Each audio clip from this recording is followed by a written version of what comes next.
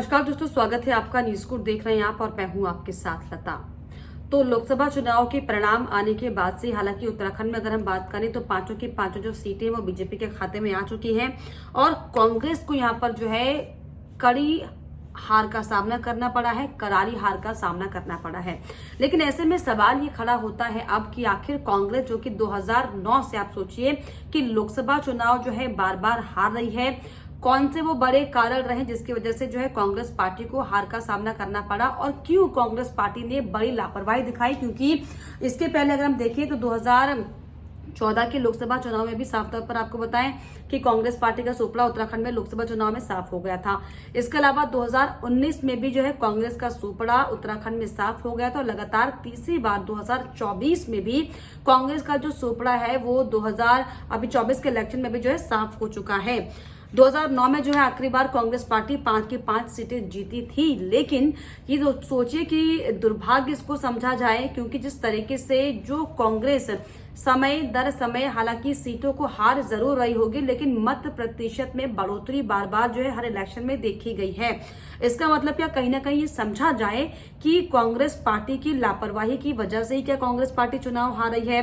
क्या कांग्रेस पार्टी की नजरअंदाजी की वजह से चुनाव कांग्रेस पार्टी हार रही है? क्योंकि अगर हम उत्तराखंड में इस बार 2024 के लोकसभा चुनाव का जिक्र करें तो साफ तौर पर कांग्रेस पार्टी के चुनाव लड़ने के कई बड़े कारण रहे। हालांकि इसको लेकर जो है करण माहरा ने भी साफ तौर पर बयान दिया कि जो है अगर बड़े नेता चुनाव लड़ते तो जो है दरअसल कांग्रेस पार्टी को जो है जीत हासिल होती। लेकिन अब इस तरह के बयानों का आखिर क्या मतलब है? करण माहरा जिस तरीके से टिकट बंटवारे पर तमाम तरह की बातें कर रहे हैं, टिकट बंटवारे पर जो है हार का ठीकरा फोड़ते हुए दिखाई पड़ रहे हैं, तब करण माहरा कहां चले गए थे जब उनसे जो है चुनाव लड़ने के लिए कहा गया था? लेकिन करण माहरा जो है हरिद्वार सीट पर अटक गए थे। तो अब पछताए हो ही क्या जब चिड़िया चुग गई खेत। क्योंकि जिस तरीके से कांग्रेस पार्टी के बड़े बड़े चेहरों से जो है आलाकमान ने आग्रह किया कि आप चुनाव लड़िए, चाहे जिक्र प्रीतम सिंह का हो, चाहे जिक्र यशपाल आर्य का हो, तिलक राज बेहड़ का जिक्र हो, हरीश रावत का जिक्र हो, करण माहरा का जिक्र हो या फिर भुवन काफरी का जिक्र हो, ये वो बड़े चेहरे जिनका नाम का जिक्र जो है बार बार लोकसभा चुनाव के दौरान जब सीटों को लेकर, प्रत्याशियों को लेकर जब चर्चा की जा रही थी, नाम बार बार सामने आ रहा था। लेकिन देखिए किस तरीके से खुद ही जो कांग्रेस के बड़े नेता थे उन्होंने दरअसल अपने हाथ पांव जो है खड़े कर दिए, हाथ खड़े कर दिए, चुनाव लड़ने से इनकार कर दिया। और अब वही नेता इस तरह की बयानबाजी करते हुए दिखाई पड़ रहे हैं कि अगर बड़े नेता चुनावी मैदान में उतरते तो इसके नतीजे कुछ और हो सकते थे। लेकिन बड़ा सवाल ये कि आखिर क्यों कांग्रेस पार्टी हमेशा चुनाव के बाद जाती है? क्योंकि अगर हम कारणों का जिक्र करें कांग्रेस पार्टी के हारने का, तो क्योंकि पहला कारण तो यही हो गया कि कई बड़े दिग्गज नेता जो है पीछे हट गए चुनाव लड़ने से, जिससे कि साफ तौर पर कार्यकर्ताओं का जो है मनोबल टूटा। इस चुनाव में जो प्रक्रिया थी उसमें इतना ज्यादा उत्साह नहीं दिखा वो पाए। इसके अलावा जो है प्रचार से बड़े नेता दूर रहे। हालांकि तमाम जो है स्टार प्रचारकों की लिस्ट जारी जरूर हुई थी, लेकिन प्रियंका गांधी समेत गिने चुने नेता ही जो है वो दरअसल प्रचार करने के लिए वहां पर पहुंचे हुए थे और बड़े नेताओं को देखने के लिए जो है कांग्रेस पार्टी के कार्यकर्ता नेता जो है उत्तराखंड में तरस गए थे।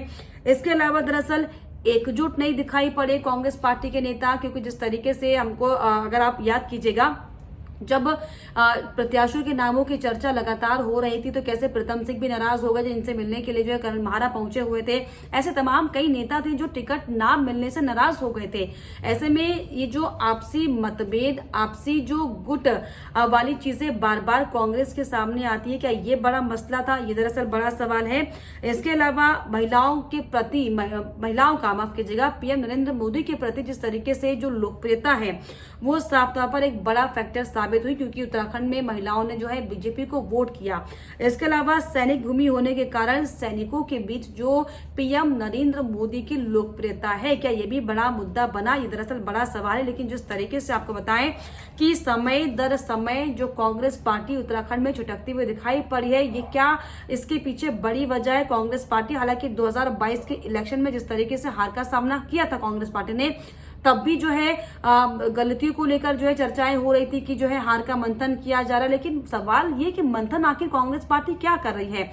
बार बार चाहे कोई इलेक्शन हो उसमें कांग्रेस पार्टी अगर हार का सामना कर रही है तो क्यों नहीं गंभीरता से इसको आलाकमान देख रहा है? क्योंकि ये जो लोकसभा चुनाव का रण था, अगर हम पांचों सीटों पर जिक्र करें तो पांचों सीटों पर आप देखिएगा कांग्रेस पार्टी ने भले ही हार का सामना किया है, लेकिन पांचों सीटों पर कांग्रेस पार्टी का जो मत प्रतिशत रहा वो बड़ा है। यानी कि अगर कांग्रेस पार्टी के नेता गंभीरता से जमीन पर मेहनत करते तो हो सकता था कि आज नतीजे कुछ और होते, क्योंकि अगर हम पौड़ी में देखें, आप हर सीटों का देखिए, पौड़ी में भी जो है मत प्रतिशत लगातार जो है बीजेपी के जो मत प्रतिशत है वो घटे हैं और कांग्रेस के बड़े हैं। क्योंकि हरिद्वार में अगर हम देखें तो हरिद्वार में 2014 में 58% जो है बीजेपी को वोट पड़े और 2019 में 52% पड़े और इस बार 2024 के इलेक्शन में आप देखिए 50% ही वोट बीजेपी के पक्ष में पड़े। यानी कि अगर कांग्रेस मेहनत करती तो ये सीट हो सकता था कि कांग्रेस के खाते में आती। हालांकि कांग्रेस को 38% यहाँ पर वोट पड़े हैं। नैनीताल सीट का जिक्र किया जाए तो नैनीताल में जो 2019 में भी 61% था और 2024 में भी 61% जो है वोट पड़े हैं। इसके अलावा जो है अल्मोड़ा में अगर देखा जाए तो अल्मोड़ा में भी जो है वोट प्रतिशत जो है बीजेपी का घटा है। यानी कि कहीं ना कहीं जो है कांग्रेस पार्टी की लापरवाही, नजरअंदाजी का क्या ये बड़ा कारण समझा जाए कि जो साल दर साल, समय दर समय जो है कांग्रेस पार्टी उत्तराखंड में चूकती जा रही है। अब ऐसे में ये सवाल खड़ा होता है कि आखिर क्यों नहीं कांग्रेस पार्टी गंभीरता से इलेक्शंस को लेती है। हालांकि करण मारा का ये बयान सामने आया कि अब जो निकाय चुनाव उत्तराखंड में आने वाले हैं उसमें वो बेहतर परफॉर्म करेंगे, लेकिन इसके पहले लोकसभा चुनाव के लिए भी ये चर्चाएं चल रही थी, उसके पहले जो विधानसभा चुनाव के लिए भी ये चर्चाएं चल रही थी। लेकिन सवाल वही लगातार बना हुआ है कि जिस पार्टी पर जनता अभी भरोसा करती है, अभी कांग्रेस पार्टी का वर्चस्व बचा हुआ है, लेकिन क्यों कांग्रेस पार्टी के नेता लगातार जो है मिसलीड हो रहे हैं, क्यों तमाम तरह की मतभेदों में फंस रहे हैं, जिसकी वजह से जो है इसका खामियाजा बार बार हार का सामना करते हुए उन्हें जो है इसका खामियाजा भुगतना पड़ा। लेकिन ऐसे में आपको क्या लगता है, आपकी क्या राय है? क्या बड़े नेताओं को चुनाव ना लड़ना भारी पड़ गया? जिस तरीके से नेताओं की आपसी गुटबाजी थी, क्या वो भारी पड़ गई उत्तराखंड में, या फिर एक लचर उदासीन जो नेचर, जो स्वभाव कांग्रेस पार्टी का था, क्या ये कांग्रेस पार्टी को उत्तराखंड में ले डूबा? मुझे कमेंट कर जरूर बताइएगा और इसके अलावा हमारे चैनल को लाइक, शेयर एंड सब्सक्राइब करना भी ना भूलें।